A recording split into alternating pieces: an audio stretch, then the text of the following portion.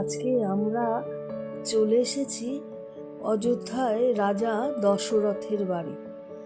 যাদের কথা ছোট থেকে বড় হয়েছি শুনে, সেই রাম, লক্ষ্মণ, সীতা, এদের বাড়ি, যেখানে কইকেয়ী, মন্থরা এরা থাকতেন। ছোট থেকেই এদের গল্প মা ঠাকুমার কাছে শুনে বড় হয়েছি, আর সেই জায়গায় আসতে পারবো এটা ভাবতেই পারছি না, ভেবেই অবাক লাগছে। আর মনে মনে কল্পনা করছি এখানে তারা ঘুরতেন, থাকতেন, মানে এগুলো মানে কল্পনারও অতীত। এরকম যে হতে পারে আর এরকম জায়গায় যে আমরা এসে পৌঁছতে পারবো, সত্যি ভগবানের কৃপা ছাড়া কিছুই হয় না।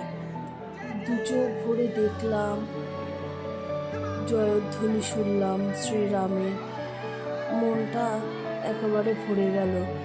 চারিদিক শ্রীরামের জয়ধ্বনি হচ্ছে, বহু লোকের সমাগম, সবাই প্রচুর উৎসাহ ভরে, কৌতূহল ভরে তাদের বাসস্থান দেখতে এসছে।